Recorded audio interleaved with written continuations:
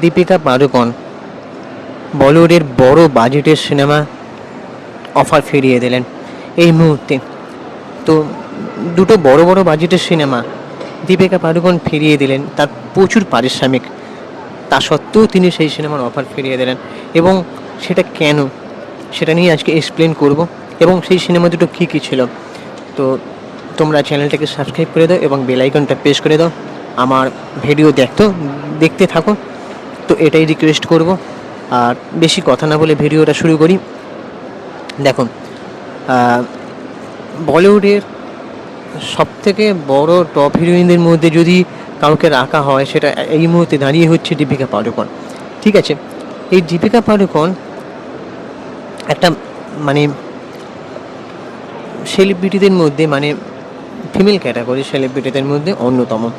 আর সে বড় বাজেটের ছবিগুলোতে অভিনয় করে।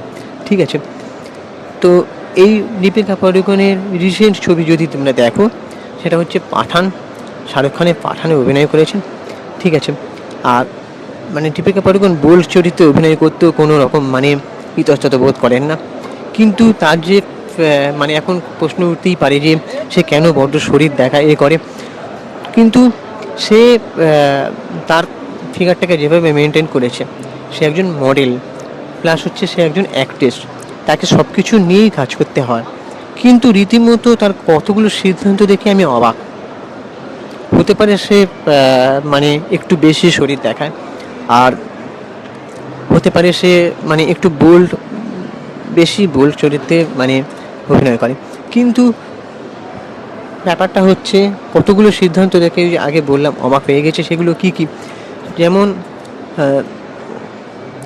সেই দুটো বড় বড় বাজেটের সিনেমা থেকে কেন মুখ ফিরিয়ে নিল, যেখানে বেশ মোটা অঙ্কের টাকা তাকে অফার করা হয়েছিল।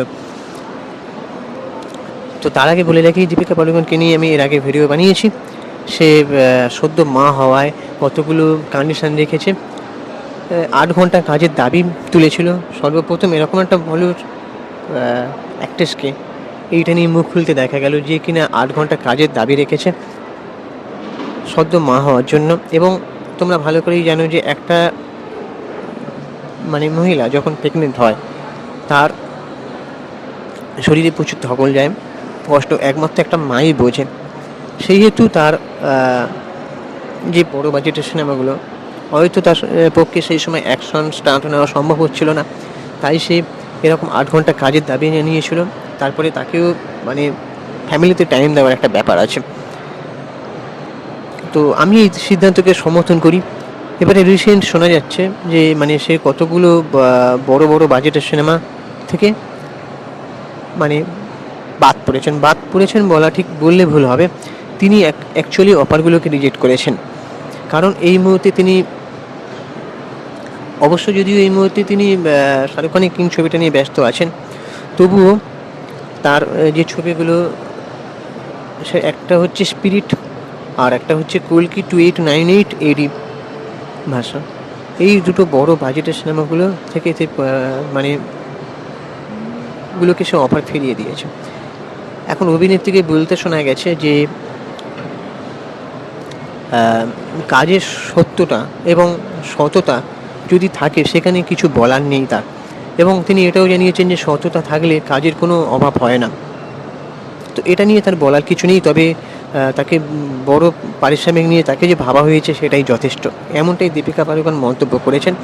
এবং তিনি আরও কথা বলেছেন যে 8 ঘন্টা কাজের দাবি নিয়ে যে মুখ খুলেছেন, সেটা নিয়ে তিনি বলছেন যে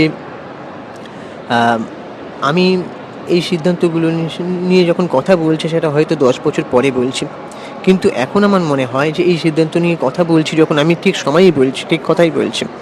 তো এটা নিয়ে অভিনেত্রীকে কোনো আপোস করতে শোনা যাচ্ছে না, এবং তার কোনো আক্ষেপ নেই যে মোটা অঙ্কের পারিশ্রমিক সে ফিরিয়ে দিয়েছে। এটা নিয়ে তার কোনো মানে আফসোস বা আক্ষেপ নেই। তো এরকম একটা সিদ্ধান্তকে আমি সমর্থন জানাই।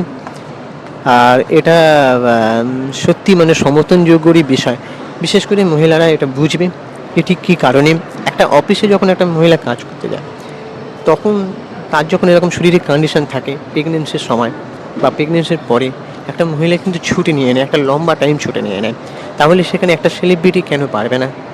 8 ঘন্টা কাজের দাবি বা কেন জানাতে পারবে না, বা একটা লম্বা ছুটিতে কেন সে থাকতে পারবে না, এটাই হচ্ছে আসল কথা। সো গাইস, এই ছিল আমার ওপিনিয়ন। এবং এবার তোমাদের কি মনে হয় তোমরা অবশ্যই কমেন্ট বক্সে জানাও।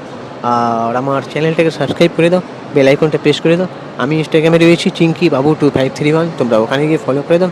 টাটা, দেখা হচ্ছে পরের ভিডিওতে। ততক্ষণে নিজের শরীরে খেয়াল রাখো, সুস্থ থাকো, ভালো থাকো।